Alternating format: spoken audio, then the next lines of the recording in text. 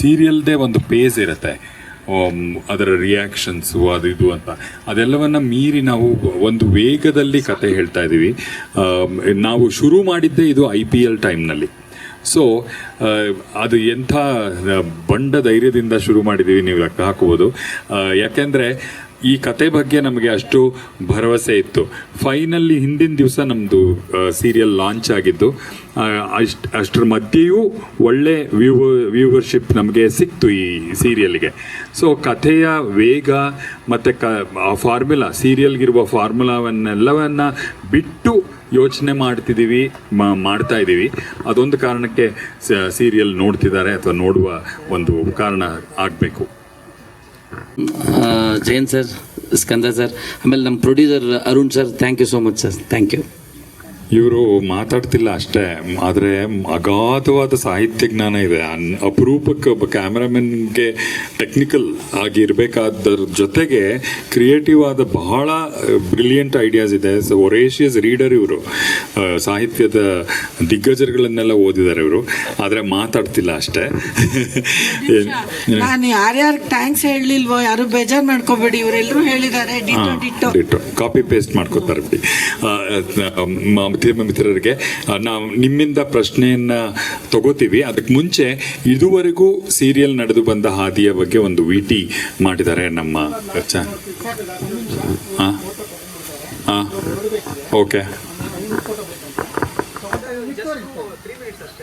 ಭೀಮನಾಗಿ ತೋರಿಸ್ಬೇಕು ಅಂತಿತ್ತು. ಯಾಕೆ ಅಂದರೆ ಕಥೆಯಲ್ಲಿ ಬರೀ ಕಥೆಯಲ್ಲಿ ಹೋಗ್ಬಾರ್ದು, ಮಾಮೂಲಿ ಮನೆ ಫ್ಯಾಮಿಲಿ ಹೋಗ್ಬಾರ್ದು. ಅವ್ರಿಗೊಂದು ಕಸುಬಿರಬೇಕು, ವ್ಯಾಯಾಮ ಅಂತ ಇದ್ರೆ ನಮ್ಮ ಹಳ್ಳಿ ಸೊಗಡಿಂದು ಒಂದು ಕುಸ್ತಿ ಇದೆಯಲ್ಲ, ಅದನ್ನ ನಾವು ತಗೊಂಡ್ವಿ. ಪೈಲ್ವಾನ್ ಹೌದೌದು, ಭೀಮನಾಗಿ ತೋರಿಸ್ತಾ ಇಲ್ಲ ನಾವು.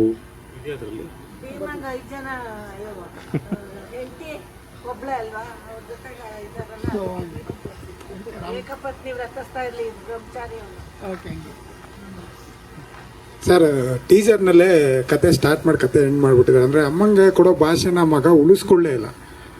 ಅದು ಭಾಷೆನೇ, ಅದು ಯಾರು ಬರಲಿ ಯಾರು ಹೋಗಲಿ. ಬಟ್ ಇಲ್ಲೇ ಎಂಡ್ ಮಾಡಿದ್ದೀರಾ. ಸೀರಿಯಲಲ್ಲಿ ಏನು ತೋರಿಸ್ತೀರಾ? ಯಾಕೆ ಅಂದರೆ ಈಗಿನ ಕಾಂಪಿಟೇಷನ್ ತುಂಬ ಇದೆ, ಸೀರಿಯಲ್ಗಳ ಕಾಂಪಿಟೇಷನು ಇದೆ, ಅದ್ರ ಜೊತೆ ವೆಬ್ ಸೀರೀಸು, OTT, ಮಣ್ಣು ಮಸಿ ಎಲ್ಲ ಬರ್ತಿದೆ. ಜನ ಯಾಕೆ ನೋಡಬೇಕು? ಮಾತಾಡುವಾಗ ಹೇಳಿದ್ರು ಚಿತ್ರ. ಮಾಧ್ಯಮ ಮಿತ್ರರಿಗೆಲ್ಲ ನಮಸ್ಕಾರ ಮತ್ತು ಸ್ವಾಗತ. ಮರ್ಯಾದೆ ರಾಮಣ್ಣ ಇತ್ತೀಚೆಗೆ ಈ ನಮ್ಮೆಲ್ಲರಿಗೂ ಗೊತ್ತಿರೋ ವಿಷಯ, ಎಷ್ಟೆಲ್ಲ ಚಾನಲ್ಗಳಿದೆ, ಎಷ್ಟೆಲ್ಲ ಸೀರಿಯಲ್ಗಳು ಬರ್ತಿದೆ. ಸೊ ಇದ್ರ ಮಧ್ಯೆ ಮರ್ಯಾದೆ ರಾಮಣ್ಣ ಏನು ವಿಶೇಷ, ಯಾಕೆ ನಿಂತ್ಕೊಳ್ಳುತ್ತೆ, ಯಾಕೆ ವಿಭಿನ್ನ ಆಗುತ್ತೆ, ಈ ಥರದನ್ನೆಲ್ಲ ಪ್ರಶ್ನಿಸ್ತಾ ಹೋದರೆ ಅದಕ್ಕಾಗೇ ಸಾಕಷ್ಟು ಎಲಿಮೆಂಟ್ಸ್ಗಳನ್ನು ನಾವು ಈ ಸೀರಿಯಲ್ಗಾಗಿ ತುಂಬಿದ್ದೀವಿ, ಈ ಕಥೆಯೊಳಗೆ, ಈ ಆತ್ಮದೊಳಗೆ. ಒಂದು ಭಾಷೆ. ನಾವು ಹಳ್ಳಿ ಅಂದ ಕೂಡಲೇ ಮಂಡ್ಯ, ಹಾಸನ, ಅಮ್ಮ ಹೇಳಿದಾಗೆ ಈ ಭಾಷೆಗಳನ್ನೇ ಬಳಸ್ತಾ ಇದ್ವಿ. ಇಲ್ಲಿ ನಾವು ಅದಕ್ಕಿಂತ ಒಂಚೂರು ಮುಂದೆ ಹೋಗಿ ಚಾಮರಾಜನಗರ, ಕೊಳ್ಳೇಗಾಲ, ಇದ್ರ ಮಧ್ಯೆ ಎಲ್ಲೋ ನಾವು ಒಂದು ಕಸ್ಪ್ ಮಾಡ್ಕೊಂಡಿದ್ದೀವಿ. ಅದೇ ಒಂದು ಹೊಸ ಭಾಷೆಯ ಪರಿಭಾಷೆಯನ್ನು ನಾವು ಬಳಸ್ಕೊಂಡಿದ್ದೀವಿ. ಅದು ವಿಶೇಷ ಈ ಸೀರಿಯಲ್ಗೆ. ನಾವು ಸಾಹಿತ್ಯದಲ್ಲೂ ನೋಡಿದಾಗ ದೇವನೂರು ಮಹಾದೇವ ಅವರ ಕುಸುಂಬಾಲೆ ಇರಬಹುದು, ಅವರ ಭಾಷೆ, ಮತ್ತು ನಮ್ಮ ಪ್ರಕಾಶ್ ರಾಜ್ ಮೇಹು ಅವರ ತಿಮ್ಮಜ್ಜಿ ಮ್ಯಾಗ್ಲುಂಡಿ, ಇಲ್ಲಿ ಆ ಕಾದಂಬರಿಗಳನ್ನು ಓದೋದೇ ಕಷ್ಟ, ಕಥೆ ಕಾದಂಬರಿಗಳನ್ನು ಓದೋದೇ ಕಷ್ಟ. ಆ ಭಾಷೆಯನ್ನು ಆ ಭಾಷೆಯಲ್ಲಿ ಅಷ್ಟು ಕಾಂಪ್ಲೆಕ್ಸಿಟಿ ಇದೆ, ತುಂಬ ಕಾಂಪೌಂಡ್ ವರ್ಡ್ಸು, ಮತ್ತು ಅದನ್ನು ಶಾರ್ಟನ್ ಮಾಡೋದು ಕುಂದಾಪುರ ಕನ್ನಡ ಕೂಡ ಅದನ್ನೇ ಮಾಡುತ್ತೆ, ಆ ಕಡೆ ಕನ್ನಡ ಕೂಡ ಅದೇ ಮಾಡುತ್ತೆ. ಆದರೆ ನಾವು ಈ ಭಾಷೆಯನ್ನು ಕಲಿಯುವಾಗ ಆ ಸೂಕ್ಷ್ಮಗಳನ್ನು, ಅದೇ ಒಂದು ಮಾತಾಡಿದ್ರೆ ಅದು ಉತ್ತರ ಕರ್ನಾಟಕ ಅನಿಸ್ಬಿಡುತ್ತೆ, ಒಂದಕ್ಕೆ ಒತ್ತು ಕೊಟ್ಟರೆ ಈ ಕಡೆ ಕುಂದಾಪುರ ಭಾಷೆ ಅನಿಸ್ಬಿಡುತ್ತೆ. ಇದೆಲ್ಲದರ ಮಧ್ಯೆ ನಾವು ಈ ಕನ್ನಡವನ್ನು ಹಿಡಿಯುವ ಪ್ರಯತ್ನದಲ್ಲಿ ಒಂದು ಭಾಷೆಯ ಒಂದು ರೀಜನ್ನಿನ ಒಂದು ರೂಟನ್ನು ನಾವು ಕಂಡುಹಿಡ್ಕೋತಾ ಇದ್ದೀವಿ ಅನ್ನೋದು ನಾವು ಆರ್ಟಿಸ್ಟ್ ಆಗಿ ನಮಗೆ ಬಹಳ ಚಾಲೆಂಜಿಂಗು ಮತ್ತು ಖುಷಿ ತರುವ ವಿಷಯ ಆಗಿತ್ತು ಮರ್ಯಾದೆ ರಾಮಣ್ಣದು. ಮತ್ತೊಂದು, ಸಾಮಾನ್ಯವಾಗಿ ನಾವು ಇಲ್ಲಿಯ ಕಲಾವಿದರ ದಂಡು ಹೇಗಿದೆ ಅಂದರೆ ಜಿದ್ದಿಗೆ ಬಿದ್ದು ಆ್ಯಕ್ಟ್ ಮಾಡ್ತಿದ್ದೀವೇನೋ ಅಂತ ಅನ್ಸುತ್ತೆ. ಮೊದಲಿಗೆ ಮರ್ಯಾದೆ ರಾಮಣ್ಣನ ಪಾತ್ರ ಮಾಡ್ತಿರುವ ಚೇತನ್ ಚಂದ್ರ ಅವರು ಇದು ಜಟ್ಟಿಯ ಪಾತ್ರ ಕೊಟ್ಟಿದ್ದಷ್ಟೇ ಅವರಿಗೆ, ಅವರು ಜಟ್ಟಿನೇ ಆಗ್ಬಿಟ್ಟಿದ್ದಾರೆ. ಇವತ್ತೂ 3:30 ಎದ್ದು ವರ್ಕೌಟ್ ಮಾಡಿ ಶೂಟಿಂಗಿಗೆ ಬಂದಿದ್ದಾರೆ. ಅವರು ರಿಯಲ್ ಜಟ್ಟಿನ್. ಬಹುಶಃ ಮುಂದಿನ 2 ತಿಂಗಳಲ್ಲಿ ಅವರು ಅಖಾಡಕ್ಕೆ ಇಳಿದು ಪಂದ್ಯಗಳನ್ನು ಆಡ್ತಾ ಇದ್ದಾರೆ. ಅಷ್ಟರ ಮಟ್ಟಿಗೆ he has become the role. So Chetan Chandra ಅಲ್ಲ, ಅವ್ರು ಮರ್ಯಾದೆ ರಾಮಣ್ಣನೇ ಆಗ್ಬಿಟ್ಟಿದ್ದಾರೆ. ಸೊ ಅಷ್ಟರ ಮಟ್ಟಿಗಿನ ಕಮಿಟ್ಮೆಂಟು ನಮ್ಮ ಕಲಾವಿದರುಗಳಿಂದ ಈ ಸೀರಿಯಲ್ಗೆ ಸಿಗ್ತಿರೋದೇ ಒಂದು ದೊಡ್ಡ ಶಕ್ತಿಯಾಗಿ ಪರಿಣಮಿಸಿದೆ ಅಂತ ನನಗನ್ಸುತ್ತೆ. ಮತ್ತು ಕಥೆ ಕೂಡ, ಕಥೆಯಲ್ಲಿ ಸಾಮಾನ್ಯವಾಗಿ ಅಮ್ಮ ಅಯ್ಯೋ ಪಾಪದವಳು, ಎಲ್ಲ ತ್ಯಾಗಕ್ಕೂ ಎಲ್ಲ ಸಮಯದಲ್ಲೂ ಎಲ್ಲರಿಗೂ ಒಳ್ಳೆಯದನ್ನೇ ಬಯಸುವ, ಎಲ್ಲರಿಂದಲೂ ಅನ್ಯಾಯಕ್ಕೊಳಗಾಗುವ ತಾಯಿ ಅಲ್ಲವೇ ಅಲ್ಲ ಇವಳು ಮಹಾನ್ ಗಟ್ಟಿಗಿತ್ತಿ ತಾನು ಅನಿಸಿದ್ದನ್ನು ತನಗೆ ಬೇಕಾದ್ದನ್ನು ಮಾಡೇ ತೀರುವಂಥ ತಾಯಿ. ಆ ಮಗನ ಹಿತಕ್ಕಾಗಿ ಯಾರನ್ನು ಬೇಕಾದರೂ ಎದುರಿಸುವ ತಾಯಿಯಾಗಿರುವ ಗಟ್ಟಿ ಪಾತ್ರ ಜಯಮ್ಮನದು. ಈ ಎಲ್ಲದರ ಮಧ್ಯೆ ಪಾಪ ಅಪ್ಪನೇ ಎಲ್ಲರಿಂದ ಇವ್ರು ಹೇಳಿದಾಗೆ ಬಯಸ್ಕೊಳ್ಳುವ, ಅಳುವ, ಕಣ್ತುಂಬಿಕೊಳ್ಳುವ ಅಪ್ಪ ಒಬ್ಬ ಇರ್ತಾನೆ. ಸೊ ಈ ಎಲ್ಲ ವಿಶೇಷತೆಗಳಿಂದ ಮರ್ಯಾದೆ ರಾಮಣ್ಣ ತುಂಬ ಭಿನ್ನವಾಗಿ ನಿಲ್ಲುತ್ತೆ. ಅದನ್ನು ಬಹಳ ಆ ಕಥೆಗೆ ಬೇಕಾದಂಥ ಆತ್ಮವನ್ನು ಕೊಡ್ತಾ ಇರೋರು ನಮ್ಮ ಕ್ಯಾಮ್ರಾಮನ್ ಜೀವ ಅವರು. ಅವರ ಫ್ರೇಮ್ಸ್ನ ನೀವು ನೋಡಿದ್ರೆ ಯಾವುದೋ ಸಿನಿಮಾ ನೋಡ್ತಿದ್ದೀನಿ ಅಂತಲೇ ಅನಿಸುತ್ತೆ. ಇನ್ನು ಜೆರಾಲ್ಡ್ ಅವರು ಆ್ಯಕ್ಚುಲಿ ಸ್ಕ್ರೀನ್ ಪ್ಲೇ ಬರೀತಾ ಇದ್ದಾರೆ. ಇದು ಈಗಾಗಲೇ ಮಾಡಿರುವ ಕಥೆ ಅನ್ನೋ ಛಾಯೆ ಇಲ್ಲಿ. ಬಹಳ ಪೇಷನ್ಸ್ ಅವ್ರಿಗೆ. ಒಂದು ನಾವು ಭಾಷೆ ಕಲಿಬೇಕು, ಇನ್ನೊಂದು ನಮ್ಮ ತರಲೆ ಎಲ್ಲ ಉಪಟಳಗಳನ್ನು ಸಹಿಸ್ಕೊಂಡು ಶಾರ್ಟ್ನ ಮಾಡಬೇಕು, ಓಕೆ ಅನ್ಬೇಕು. ಸೊ ಅಷ್ಟು ಪೇಷನ್ಸ್ ಅವ್ರಿಗೆ ಇರೋದ್ರಿಂದ ಮೊದಲ ಶುರುವಾಗೋದೇ ಇಲ್ಲಿ. ವಿದ್ಯಮ್ಮನ್ ಕರಿ ಅಂದರೆ ಅವ್ರು 10 ನಿಮಿಷ ತಗೋತಾರೆ ಬರೋಕ್ಕೆ.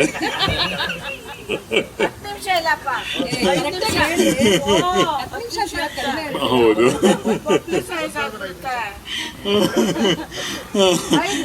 ಆಮೇಲೆ ಇದೆಲ್ಲದಕ್ಕಿಂತಲೂ ತುಂಬ ವಿಶೇಷ ಅನ್ಸೋದು ಜೀವಿತ ಅವರು ಇದುವರೆಗೂ ಪೌರಾಣಿಕ ನಾಟಕಗಳನ್ನು ಸೀರಿಯಲ್ನ ಮಾಡಿದಂಥವ್ರು.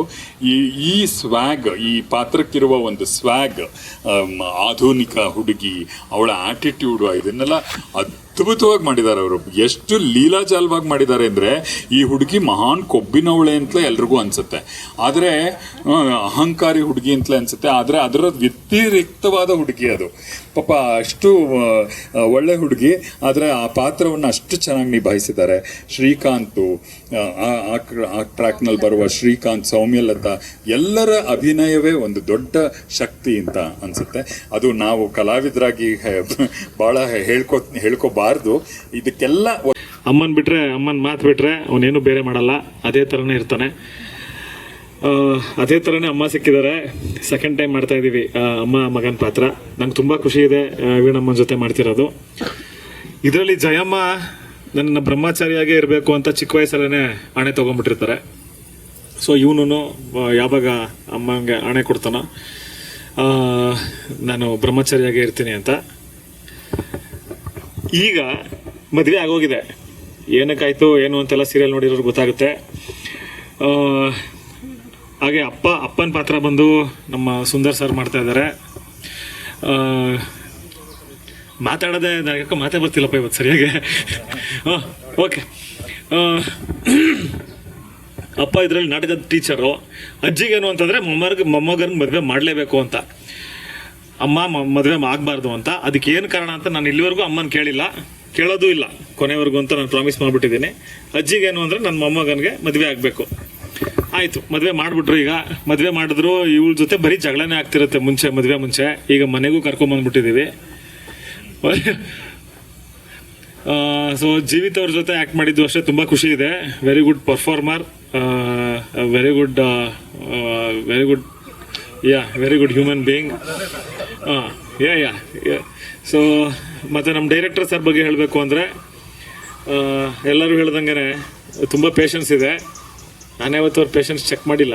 ಒಂಚೂರು ಲೇಟಾಗಿ ಬರ್ತೀನಿ, ಬೆಳಗ್ಗೆ ವರ್ಕೌಟ್ ಇರುತ್ತೆ, ಹೇಳಿದ್ದೀನಿ ಸರ್ ಒಂದು 15-20 ನಿಮಿಷ ಮಾತ್ರ ವೇರಿಯೇಷನ್ ಆಗುತ್ತೆ, ಅದಕ್ಕಿಂತ ಏನು ವೇರಿಯೇಷನ್ ಆಗಲ್ಲ. ಇಲ್ಲ ಆಯಿತು, ಇಲ್ಲಾಂದರೆ ರಾಮಣ್ಣ ಸೋಮಣ್ಣ ಆಗ್ಬಿಡ್ತಾನೆ, ಆಮೇಲೆ ಬೇರೆ ಥರ ಕಾಣಿಸ್ತಾನೆ, ಚೆನ್ನಾಗಿರಲ್ಲ, ದಯವಿಟ್ಟು ನನಗೆ ವರ್ಕೌಟ್ ಮಾಡೋಕ್ಕೆ ಟೈಮ್ ಕೊಡಿ ಅಂತ ಕೇಳ್ಕೊಂಡಿದ್ದೀನಿ. ಸೊ ಪರ್ಮಿಷನ್ ಗ್ರಾಂಟೆಡ್, ಪರ್ಮಿಷನ್ ಕೊಟ್ಟಿದ್ದಾರೆ. ಹಾಗೆ ಈ ಸೀರಿಯಲ್ ಒಪ್ಕೊಳ್ಳೋದು ಕಾರಣ ಏನು ಅಂದರೆ, ಏನಾರ ಒಬ್ಬ ಆರ್ಟಿಸ್ಟ್ಗೆ ವಿಭಿನ್ನತೆ ಇರಬೇಕು ಆ್ಯಕ್ಟ್ ಮಾಡೋಕ್ಕೆ, ಅವನು ಖುಷಿ ಆಗಬೇಕು, ಏನೋ ಒಂದು ಹೊಸದು ಕಲಿಯೋಕೆ ಇರಬೇಕು. ನಾರ್ಮಲಾಗಿ ಬಂದ, ಆಫೀಸ್ಗೆ ಹೋದ, ಸೂಟ್ ಹಾಕೊಂಡು ಬಂದ, ಇವನು ಆಫೀಸರು ಕೆಲಸದವ್ರನ್ನ ಲವ್ ಮಾಡ್ದ, ಅದೇ ಥರನೇ ಬರ್ತಿತ್ತು. ಯಾವುದೂ ನಾನು ಮಾಡೋದೇ ಇಲ್ಲ ಅಂತ ಅಂದ್ಕೊಂಡಿದ್ದೆ, ಮಾಡೋದೇ ಬೇಡ ಬಿಡು, ಎಲ್ಲ ಒಂದೇ ಥರ ಬರ್ತಿದೆ ಅಂತ. ಆದರೆ ಈ ಕಥೆನ ನಾನು ಕೇಳಿದಾಗ ಎಷ್ಟು ಚೆನ್ನಾಗಿ ಅನ್ನಿಸ್ತು ಅಂದರೆ, ಆ್ಯಕ್ಚುಲಿ ಈ ಕಥೆನ ಇವಾಗ ಎಲ್ಲರೂ ಕೃಷ್ಣ ಕೃಷ್ಣ ಅಂತ ಹೇಳ್ತಿದಾರಲ್ಲ, ಈ ಸೀರಿಯಲ್ ಒಪ್ಕೊಳ್ಳೋಕೆ ಕಾರಣನೇ ಕೃಷ್ಣ. ನಾನೊಂದು ತಮಿಳ್ ಸಿನಿಮಾ ಆ್ಯಕ್ಟ್ ಮಾಡ್ತಾ ಇದ್ದೆ, ಅವಾಗ ಕೃಷ್ಣ ಅವ್ರು ಅದಕ್ಕೆ ಅಸೋಸಿಯೇಟಾಗಿ ವರ್ಕ್ ಮಾಡ್ತಾಯಿದ್ರು. ಸರ್ ಒಂದು ಸೀರಿಯಲ್ ಇದೆ, ಮಾಡ್ತೀರಾ? ಮಾಡ್ತೀನಿ, ಬಟ್ ಸದ್ಯಕ್ಕೆ ಬೇಡ ಕೃಷ್ಣ, ಮುಂದಕ್ಕೆ ಯಾವಾಗಾರ ಮಾಡೋಣ ಅಂತ. ಇಲ್ಲ ಸರ್ ತುಂಬ ಚೆನ್ನಾಗಿದೆ ಸರ್, ಒಂದು ಸತಿ ಟೀಮನ್ನು ಮೀಟ್ ಮಾಡಿ ಕತೆ ಕೇಳಿ. ಏನು? ಇಲ್ಲ ಕೃಷ್ಣ ಬೇಡ. ಆಮೇಲೆ ಕೃಷ್ಣ ಇದ್ದವರು, ಇಲ್ಲ ಸರ್ ಅದ್ರಲ್ಲಿ ಪೈಲ್ವಾನ್ ಇರ್ತೀರಾ ಸರ್ ನೀವು, ತುಂಬ ಸೂಟ್ ಆಗುತ್ತೆ. ಪೈಲ್ವಾನ? ಓಕೆ, ಯಾಕಂದರೆ ನಾವು ಚಿಕ್ಕ ವಯಸ್ಸಿಂದನೂ ಫಿಟ್ನೆಸ್ಸಲ್ಲೇ ಇದ್ದಿದ್ದು, ಅಂದರೆ ವರ್ಕೌಟ್ ಮಾಡೋದು ಆ ಥರ ಈ ಥರ. ನಮ್ಮ ಊರುಗಳ ಕಡೆ ಹೋದ್ರೆ ಏನೋ ಅವ್ರು ನಮ್ಮ ದೊಡ್ಡಪ್ಪ ಅವರು ಇವರೆಲ್ಲ ಏನ ಜಿಮ್ ಮಾಡ್ಕೊಂಡಲ್ಲೋ, ನಾವೆಲ್ಲ ಗರಡಿ ಪೈಲ್ವಾನ್ರು, ನಾವು ಹಂಗೆ ನೀನೇನು ಅನ್ನೋ ಥರ. ಪೈಲ್ವಾನ್ಗಿರಿ ಅಂತ ಯಾವಾಗ ಬಂತು, ಇಷ್ಟು ದಿನ ನನಗೂ ಅನ್ನಿಸ್ತಿತ್ತು ನಾನು ಪೈಲ್ವಾನ್ ಆಗಬೇಕು, ನಾನು ಗರಡಿ ಮನೆಗೆ ಹೋಗ್ಬೇಕು, ನಾನು ಕಲಿಬೇಕು ಅಂತ. ಅವ್ರು ಹೇಳಿದ ತಕ್ಷಣ ಬಂದೆ. ಕಂಪ್ಲೀಟ್ ಟೀಮ್ ಇದ್ರು, ಜರಾಲ್ ಸರ್ ಇದ್ರು, ಮನು ಸರ್ ಇದ್ರು, ಹಾಗೆ ಅವರ ಪ್ರೊಡಕ್ಷನ್ ಟೀಮ್ ಯಾರ್ಯಾರಿದ್ರು, ಅವರು ಡೈರೆಕ್ಷನ್ ಡಿಪಾರ್ಟ್ಮೆಂಟಲ್ಲಿ ಇವರು ಎಲ್ಲರೂ ಇದ್ರು. ಸೊ ಎಲ್ಲರೂ ನನ್ನ ಕತೆ ನರೇಟ್ ಮಾಡಿದ ತಕ್ಷಣ ಓಕೆ ಸರ್ ನಾನು ಮಾಡ್ತೀನಿ. ಯಾಕಂದರೆ ಈ ಥರ ಒಂದು ವಿಭಿನ್ನತೆ ಇದ್ದರೆ, ಕಲಿಯೋಕೆ ಏನಾರು ಒಂದಿದ್ರೆ ನಮಗೂ ತುಂಬ ಖುಷಿ ಆಗುತ್ತೆ ಆ್ಯಕ್ಟ್ ಮಾಡೋಕ್ಕೆ. ಇವಾಗ ನಾವು ಎಲ್ಲರೂ ಹೊರಗಡೆ ಓಡಾಡಬೇಕಾದ್ರೆ ಸಣ್ಣ ಮಕ್ಕಳೆಲ್ಲ ಸಿಕ್ಬಿಟ್ಟು ರಾಮಣ್ಣ ಇಲ್ಲಿ ಒಂದ್ಸತಿ ಬೈಸಪ್ಸ್ ತೋರಿಸು ಅಣ್ಣ, ಹಿಂಗನ್ನು ಅಂತಾರೆ. ಅದೆಲ್ಲ ಖುಷಿ. ಮಕ್ಕಳು ಯಾವಾಗ ಇಷ್ಟಪಡ್ತಾರೋ ನಮಗೆ ಅವಾಗ ಆ ಕ್ಯಾರೆಕ್ಟ್ರು ಮಕ್ಕಳಿಗೆಲ್ಲ ರೀಚ್ ಆಗಿದೆ, ಮನೇಲೆಲ್ಲ ನೋಡ್ತಾ ಇದ್ದಾರೆ ಅಂತ ನಮಗೆ ಅವಾಗ ತುಂಬ ಖುಷಿ ಆಗುತ್ತೆ. ಹಾಗೆ ನಮ್ಮ ಮನು ಸರ್ ಬಗ್ಗೆನೂ ಆಯಿತು. ಮನು ಸರ್ ಅವರ ಟೀಮು, ಎಂಟೈರ್ ಟೀಮ್ ಅವ್ರದ್ದೇನಿದೆ, ಕೃಷ್ಣ ಅವರಿದ್ದಾರೆ, ಆಮೇಲೆ ಆದರ್ಶ್ ಇದ್ದಾನೆ. ಸೊ ಅವರೆಲ್ಲರಿಗೂ ಥ್ಯಾಂಕ್ ಯು. ಹಾಗೆ ನನ್ನ ಫ್ರೆಂಡ್ಸ್ ಕ್ಯಾರೆಕ್ಟರ್ ಮಾಡ್ತಾಯಿದ್ದಾರೆ, ಶ್ರೀ ಮಾಡ್ತಾ ಇದ್ದಾನೆ, ಯದು ಮಾಡ್ತಾ ಇದ್ದಾನೆ, ಹಾಗೆ ನಮ್ಮ ಭರತ್ ಮಾಡ್ತಾ ಇದ್ದಾನೆ. ಸೊ 3 ಜನ ನನ್ನ ಫ್ರೆಂಡ್ಸ್ ಕ್ಯಾರೆಕ್ಟರ್ ಮಾಡ್ತಾ ಇದ್ದಾರೆ ಇದರಲ್ಲಿ, ಈ ಸೀರಿಯಲಲ್ಲಿ. ಸೊ ಅವ್ರು 3 ಜನಕ್ಕೂ ಥ್ಯಾಂಕ್ಸ್ ಹೇಳಕ್ಕೆ ಇಷ್ಟಪಡ್ತೀನಿ. ತುಂಬ ಚೆನ್ನಾಗಿ ಮಾಡ್ತಿದ್ದೀರಾ, ತುಂಬ ಚೆನ್ನಾಗಿ ಸಪೋರ್ಟ್ ಮಾಡ್ತಿದ್ದೀರಾ. ಒಂದು ಯಾವುದೇ ಕ್ಯಾರೆಕ್ಟರ್ಗಳು ತೆರೆ ಮೇಲೆ ತುಂಬ ಚೆನ್ನಾಗಿ ಕಾಣಬೇಕು ಅಂದರೆ ಅದಕ್ಕೆ ಛಾಯಾಗ್ರಾಹಕರದು ತುಂಬ ಡೆಡಿಕೇಶನ್, ಅವ್ರದ್ದು ಇದಿರುತ್ತೆ, ಎಫರ್ಟ್, ಕಾಂಟ್ರಿಬ್ಯೂಷನ್ ಎಲ್ಲ ಇರುತ್ತೆ. Thank you. ಜೀವನು ಬರ್ತಾ ಇರ್ತಾನೆ. ಜೀವ ಜೊತೆಗೆ ಅವ್ರ ತಮ್ಮನ ಕರ್ಕೊಂಡ್ಬರ್ತಾನೆ, ಪ್ರವೀಣ ನನ್ನ ಜೊತೆ ಪ್ರೇಮಿಸಮ್ ಸಿನಿಮಾದಲ್ಲಿ ಆ್ಯಕ್ಟ್ ಮಾಡಿದ್ದ. ಸಡನ್ನಾಗೆ ಆ್ಯಕ್ಟ್ ಮಾಡಿದ್ದ ಅವನು ಆ್ಯಕ್ಟ್ರು. ಎಲ್ಲರಿಗೂ ಹೇಳ್ತಿರ್ತಾರೆ ನಾವೇ ಆ್ಯಕ್ಟರ್ ಆಗ್ಬಿಡ್ಬೇಕಾಗಿತ್ತು ಅಂತ. ಆ್ಯಕ್ಟರ್ ಆಗ್ಬಿಟ್ಟೆ ಅವ್ನು ಇವಾಗ ಕ್ಯಾಮ್ರಾಮನ್ ಆಗಿರೋದು. ಸೊ ಅವನಿಗೂ ಥ್ಯಾಂಕ್ಸ್ ಹೇಳ್ತೀನಿ. ಹಾಗೆ ಅವ್ರ ಎಂಟೈರ್ ಟೀಮ್ ಅವಾಗವಾಗ ಲೋಕೇಶ್ ಬರ್ತಿರ್ತಾರೆ. ಸೊ ಜೀವ ಎಲ್ಲರನ್ನೂ ಕರ್ಕೊಂಬರ್ತಾನೆ, ನೋಡಿ ಹೆಂಗೆ ಮಾಡ್ತಾ ಇದ್ದೀವಿ, ಒಂದ್ಸತಿ ಬಂದು ನೋಡಿ ಅಂತ ಎಲ್ಲ ಕ್ಯಾಮ್ರಾಮನ್ನು ಒಂದೊಂದ್ಸತಿ ವಿಸಿಟ್ ಮಾಡಿಸ್ತಾರೆ ಸೆಟ್ಗೆ. ಸೊ ಜೀವನ ನನ್ನ ಹಳೆ ಫ್ರೆಂಡು, ಜಾತ್ರೆ ಅಂತ ಒಂದು ಸಿನಿಮಾ ಮಾಡಿದ್ದೆ, ಅವಾಗಿಂದನೂ ಫ್ರೆಂಡು ನಾನು ಜೀವ. ಸೊ ಜೀವ ಥ್ಯಾಂಕ್ ಯು ಸೋ ಮಚ್. ತುಂಬ ಚೆನ್ನಾಗಿ ನಮ್ಮನ್ನು ತೋರಿಸ್ತಾ ಇದೆಯಾ ಸ್ಕ್ರೀನ್ ಮೇಲೆ. ಯಾಕಂದರೆ ನಾವು ಒಂದು ಸಿನಿಮಾ ಮಾಡಿದಾಗ ಏನೋ ಒಂದು ಕಲ್ತಿರ್ತೀವಿ, ಅದು ಏನು ಕಲ್ತಿದ್ದೀವಿ ಅಂತ ನೋಡೋಕ್ಕೆ ಫಸ್ಟ್ ಆಫ್ ಆಲ್ ಜನನೇ ಬರ್ತಾ ಇಲ್ಲ ಥಿಯೇಟ್ರಿಗೆ. ಇದರಲ್ಲಿ ಏನು ಕಲ್ತಿದ್ದೀವಿ ಅಂತ ನೋಡೋಕ್ಕೆ ದಿನ ಟಿ ವಿಯಲ್ಲಿ ನೋಡ್ತಾರೆ ಎಲ್ಲರೂ. ಸೊ ಇದಕ್ಕೆ ಎಷ್ಟು ಡೆಡಿಕೇಟ್ ಮಾಡಬೇಕೋ. ನಾನು ಸಿನಿಮಾದಲ್ಲೂ ಇಷ್ಟು ನಾನು ಡೆಡಿಕೇಶನ್ ಮಾಡಿರಲಿಲ್ಲ. ಯಾವುದೇ ಇಷ್ಟು ಸಿನಿಮಾ, ನಂದು ಒಂದು 15-20 ಸಿನಿಮಾ ಆಯಿತು, ಇಷ್ಟು ಡೆಡಿಕೇಶನ್ ನಾನು ಇದಕ್ಕೇನು ನಾನು ಕೊಡ್ತಾ ಇದ್ದೀನಿ ರಾಮಣ್ಣ ಕ್ಯಾರೆಕ್ಟರ್ಗೆ, ಸಿನಿಮಾಗಳಿಗೂ ನಾನು ಮಾಡಿರಲಿಲ್ಲ. ಯಾಕಂದರೆ ಒಂದ್ಸತಿ ನಮ್ಮ ರಸ್ಲಿಂಗ್ ಅಂತ ಅಂದರೆ, ಕುಸ್ತಿ ಅಂತ ಅಂದರೆ ನಮ್ಮ ನಾಡಿಂದು, ನಮ್ಮ ಮಣ್ಣಿಂದು, ಇದನ್ನು ತುಂಬ ಮರ್ತುಬಿಟ್ಟಿದ್ದಾರೆ ಜನ. ಬೆಂಗಳೂರಲ್ಲಿರೋರ್ಗಂತೂ ಆ ಗರಡಿ ಅನ್ನೋದು ಗೊತ್ತೇ ಇಲ್ಲ. ಹಳಬ್ರಿಗೆ ಗೊತ್ತಿರುತ್ತೆ, ಹೊಸಬ್ರಿಗಂತೂ ಗೊತ್ತೇ ಇಲ್ಲ. ಜಿಮ್ ಮಾತ್ರ ಗೊತ್ತು. ಗರಡಿ ಮನೆಗೆ ಹೋದಾಗಲೇ ಗೊತ್ತಾಗೋದು ಅದ್ರದ್ದು ಏನು ಶಕ್ತಿ, ಅದ್ರದ್ದೇನು, ಯಾವ ಥರ ಗುರು ಪರಂಪರೆ ಇನ್ನೂ ಬದುಕಿದೆ, ಎಷ್ಟು ಹಾನೆಸ್ಟಾಗಿ ಅದನ್ನು ಕಸರತ್ತು ಮಾಡ್ತಾರೆ ಅನ್ನೋದು. ಸೊ ಅದಕ್ಕೋಸ್ಕರ ನಾನು ನಿಜವಾಗ್ಲೂ ಹೋಗಿ ಪ್ರಾಕ್ಟೀಸ್ ಮಾಡಿ, ಈ ಸುಮ್ಮನೆ ಆ್ಯಕ್ಟ್ ಮಾಡೋದಕ್ಕಿಂತನೂ ನಾನು ಹೇಳಿದೆ ಮನು ಸರ್ಗಾಗಲಿ ಜರಾಲ್ ಸರ್ಗೆ, ಸರ್ ನಾನು ಆ್ಯಕ್ಟ್ ಮಾಡಿ ಪೈಲ್ವಾನ್ ಥರ ಆ್ಯಕ್ಟ್ ಮಾಡೋದಕ್ಕಿಂತ ಪೈಲ್ವಾನನ್ನೇ ಕೊಡ್ತೀನಿ ಸರ್, ನೀವು ಹೆಂಗಾರ ಶೂಟ್ ಮಾಡ್ಕೊಳ್ಳಿ ಸರ್ ಅಂತ. ನನಗೊಂದು 2 ತಿಂಗಳು ಟೈಮ್ ಇತ್ತು. ಇವಾಗಲೇ ಸ್ಟಾರ್ಟ್ ಆಗಿ ಒಂದು 7 ತಿಂಗಳಾಗಿದೆ. 7 ಮಂತ್ಸಿಂದನೂ ಕಂಟಿನ್ಯೂಸ್ ಆಗಿ ನಾನು ಯಾವಾಗ ಫ್ರೀ ಇದ್ರೂ ಮೈಸೂರಲ್ಲಿ ನಾನು ಗರಡಿ ಪ್ರಾಕ್ಟೀಸ್ ಮಾಡ್ತೀನಿ. ಅಲ್ಲಿ ಮಧು ಅಣ್ಣ ಅಂತ ನನಗೆ ಪ್ರಾಕ್ಟೀಸ್ ಮಾಡಿಸ್ತಾ ಇದ್ದಾರೆ. ಸೊ ಎಲ್ಲರಿಗೂ ಕಲಾವಿದರುಗಳು ಕಾಣಿಸ್ಬೇಕು ಅಂದರೆ ಟೆಕ್ನಿಷಿಯನ್ಸ್ಗಳು ಎಲ್ಲ ಟೆಕ್ನಿಷಿಯನ್ಸ್ಗೂ ನಾನು ಥ್ಯಾಂಕ್ಸ್ ಹೇಳೋಕ್ಕೆ ಇಷ್ಟಪಡ್ತೀನಿ. ನಮ್ಮ ಪ್ರೊಡಕ್ಷನ್ ಅವರಾಗಿರ್ಬೋದು, ಡೈರೆಕ್ಷನ್ ಡಿಪಾರ್ಟ್ಮೆಂಟ್ ಆಗಿರ್ಬೋದು, ಪ್ರತಿಯೊಬ್ಬರೂ ಎಲ್ಲ ಲೈಟ್ ಬಾಯ್ಸ್ ಎಲ್ಲರಿಗೂ ಥ್ಯಾಂಕ್ಸ್ ಕಣ್ರೋ. Thank you so much. ಯಾಕಂದ್ರೆ ನೀವುಗಳಿಂದನೇ ನಾವು ಇವತ್ತು ಇಲ್ಲಿ ಚೆನ್ನಾಗಿ ಕಾಣಿಸ್ತಾ ಇರೋದು. ಮರ್ಯಾದಿ ರಾಮಣ್ಣ ಅಂತ ಇಲ್ಲಿ ನಮ್ಮ ಫೋಟೋಗಳು ಮಾತ್ರ ಇದೆ, ಆದರೆ ಮರ್ಯಾದಿ ರಾಮಣ್ಣ ತೆರೆ ಹಿಂದೆ ತುಂಬ ಜನ ಇದ್ದಾರೆ, 100 ಜನ ಇರ್ತಾರೆ. ಸೊ ಎಲ್ಲರಿಗೂ ಥ್ಯಾಂಕ್ ಯು. ಹಾಗೆ ನಮ್ಮ ಜೀವಿತ ಅವರು ಇದ್ದಾರೆ, ಜೀವಿತ ಅವರು ಮಾತಾಡಲಿ. ಸೊ ತಗೊಳ್ಳಿ ಜೀವಿತ ಅವರು. ಇವ್ರ ಜೊತೆ ಮಾತಾಡೋಕ್ಕೆ ಭಯ ಆಗುತ್ತೆ, ಅಲ್ಲಂತೂ ಹೊಡಿಯೋಕ್ಕೆ ಬರ್ತಾರೆ. ಇವ್ರ ಪರ್ಸನಾಲಿಟಿಗೆ ಮೀರ್ ಮಾತಾಡ್ತಿರ್ತಾರೆ ನನ್ನ ಹತ್ರ, ಹೊಡಿತೀನಿ ಅಂತ. ನನಗೊಂದ್ಸತಿ ಅನಿಸುತ್ತೆ ಕುಕ್ಬಿಡೋಣ ಎತ್ತಿರತ್ತ, ಯಾರು ಹೊಡೋಕ್ಕಾಗಲ್ಲ. ಶಾಂತಿ ರಾಮಣ್ಣ. ಓಕೆ ತಗೊಳ್ಳಿ ಮಾತಾಡಿ. Thank you. ಎಲ್ಲರೂ ಬಂದಿರೋದಕ್ಕೆ ಥ್ಯಾಂಕ್ ಯು ಸೋ ಮಚ್. ಮೊದಲನೇದಾಗಿ ನನ್ನ ಹೆಸರು ಜೀವಿತಾ ವಸಿಷ್ಠ.